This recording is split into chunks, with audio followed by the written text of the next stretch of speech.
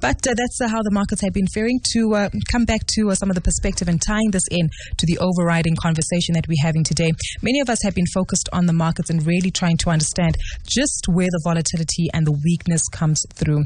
Well, we are tying this into our main conversation for today and giving you perspective on the currency. As you might have witnessed, 14.26 is how we fare against the greenback. So we have seen ongoing weakness taking place there. But joining me in studio for an extended market commentary and really trying to get a grasp of Donald Trump, not only his tweets, but of course his trade wars that he's trying to go ahead at with the likes of China, and of course how our cousins in our emerging market space have been performing, be it Argentina or Turkey. We join now in studio by Jameel Ahmad, who's the global head of currency strategy and market research at FXTM. Jameel, such a pleasure to have you with us. Thank you very much for having me, and it's always a pleasure for FXTM to contribute. Anytime. Let's actually start off from a local perspective, like looking at the dollar-rand exchange rate. As we know, or many of us might be enlightened by the fact that the rand is a very liquid currency and one of the most traded currencies across the globe. Why do we see this much volatility within our local currency, and how much of this is based on what we do here in South Africa, like changing our finance ministers, or how much of it also contributes to exogenous factors outside of our control? Absolutely. So South Africa is seen as one of the most popular currencies to trade. It's one of the most popular currencies for investors to invest in as well. So you've got the Turkish lira, the South African rand, the Russian ruble, Brazilian real, and Mexican peso. Those are seen as your high-yielding emerging market currencies. So if you're looking for a higher return to your markets and your investments, those are the currencies you're looking for. However, unfortunately, this year has been a bad year for emerging markets because we've had so many different emerging market uncertainties. You've got the Trump administration, an unpredictable news flow, which makes investors less attracted to invest in emerging markets. You've got the ongoing United States and China trade tensions, and you've got general political risk in other markets and other regions as well, which has ultimately meant that investors have become less attracted towards taking on risk. When there's less attraction towards taking on risk, the currency here, the South African rand, can take a hit from less buying appetite, which means there's less attraction for the South African rand, and this is one of the primary reasons why you've seen weakness in the currency. And I would say that global factors represent up to 90% of the market moves in the rand. So what happens domestically can cause some near-term weakness and some near-term movements, but it accounts for maybe 10% of what will really direct the currency over the medium and longer term. 90%, now that's a huge factor, and we know that the South African Reserve Bank does try to protect consumers from what they call purchasing parity, right? Making sure that the rand that you have in your back pocket can give you the best bang for your buck, quite literally. Talk to us and explain to us how politically a lot of sentiment within South Africa has been emphasized that the rand is trying to be politicized. If the rand weakens, we've had some political leaders saying we could pick it up again. So there is actually this lack of understanding of the fact that a currency isn't necessarily just a tool that you can manipulate at any point in time, right? There is some financial education and understanding what can really drive the currency here is something that's really key to FXTM towards pointing out. So the political front in the domestic news, it can cause movements. We saw movements with the announcement of a new finance minister 2 weeks ago. However, it only really causes a near-term impact on the currency. Within 2 to 3 days, it fizzles out and the markets begin to pay more attention towards what's driving the emerging market story, which generally is global factors. So you've got US-China trade wars. You might think that South Africa is geographically very isolated away from both the United States and China. Of course, on the globe it is. But when it comes to investor appetite towards taking on risk, and South Africa is reliant on global investors, if you have less risk appetite, you don't want to take on riskier assets, you don't want to invest in emerging markets, and eventually that consequently leads to less attraction towards the South African rand. So that's why we always say that these global factors are key towards understanding what's directing the local currency and what might impact the currency and manipulate its direction over the medium and longer term as well. You talk about Trump and China, and those are representatives of two of the largest economies in the world. But how are their trade wars between the trade and transactions that they have between those two nations actually going to impact us as South Africans? Usually we think about the fuel price, but I understand they're far more reaching implications. It goes far deeper than this. So we could look at it from a market standpoint. We've seen weakness in the South African rand somewhere around 15% year to date. the majority of that weakness is actually because of the emerging market sentiment that has been encouraged to be weaker because of what's going on with the US and China trade tensions. And then on the other side, as you pointed out correctly, you've got two of the largest economies in the globe. Now, if these economies are not freely trading with each other, it might result in one of the economies not freely trading with emerging markets. So emerging markets like South Africa might see less demand for their goods, which isn't good for economic growth.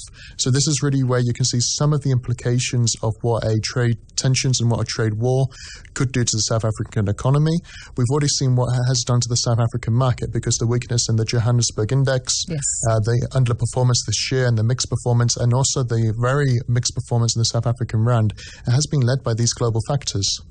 Afropolitan's been in conversation with Jameel Ahmad, who is a global head of currency strategy and market research at FXTM, a global international firm which monitors macroeconomic markets and, of course, investment insights for us. Now, you've mentioned the emerging market peers so often, and a lot of South Africans tend to get confused as to why we're being bunched up together with the likes of Argentina and Turkey.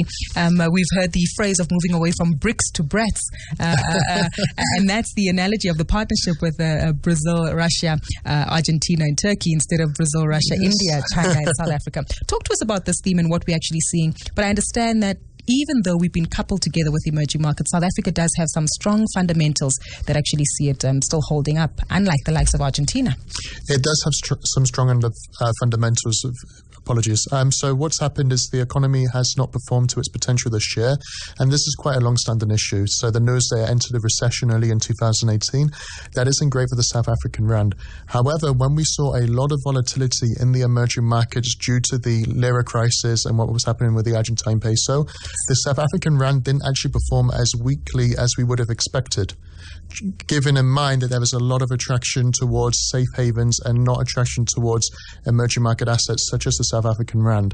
So this does show that there's a lot of buying sentiment and investor interest in South Africa, despite some of the negative economic headlines that might bring attention in the news. Really? Okay, so how bad is our situation? Are we healthy? Are we in if you had to hospitalize South Africa, where would we be? Critical but stable, in ICU, or still approaching casualty? It's stable. It's just an economy that's not performing to its potential, but it has got such huge potential, which is what still lures investors in over the medium and longer term.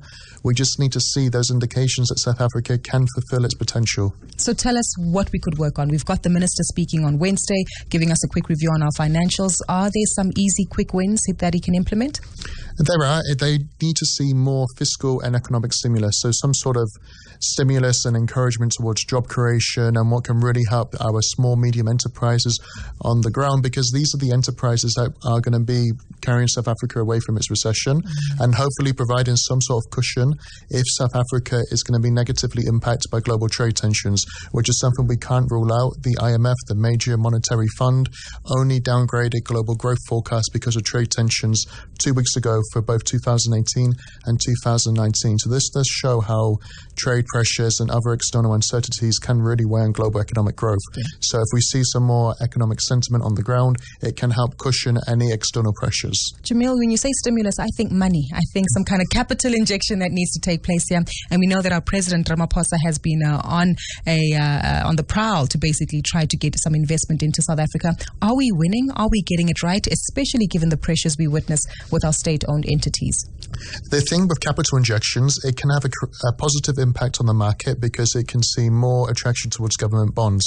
So when this happens, you see a positive impact on the South African stock market and a positive impact on the South African rand. Having said that, an increase in the South African rand purchasing power at this point, despite it may have an impact on inflation pressures and your price of goods, I don't see what impact that would have on the economy on the ground. And then what you really need to see is job creation, because you've got a lot of buildings, you've got a lot of infrastructure, a lot of construction going on, but what impact that's really going to have on your day-to-day person in South Africa who might be able to spend a bit more, whether it's disposable income or just simply creating more jobs. This is what investors want to see. Yeah.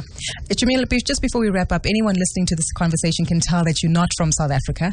You're based in the UK, and this is your third time here into the country. I always like to hear from individuals who are from outside the country as to, when you keep coming back, what is the one thing that you see that that keeps South Africa going and remains resilient. Because so often as South Africans, we tend to be so focused and self-centered amongst ourselves and thinking that these economic pressures only impact our economy instead of understanding that we're part of a global community and these pressures also take place in other economies. Positive sentiment. You are very positive people. That rubs off very well on me. And also, you are the most polite people that I've met. Really? I've traveled across the globe and South Africans are the most polite. And I come from Britain. Exactly. Oh, wow. Okay, we like that. If that also goes towards our taxi drivers, we are fans of them too. But thank you so much for your time today. And of course, that's something as South Africans that we hope will continue to carry in good stead, that positive sentiment. A big thank you to Jameel Ahmad, who's the Global Head of Currency and Strategy and Market Research at FXTM, joining us in studio today, understanding the global dynamics that South Africa needs to understand. But positive optimism all the way around.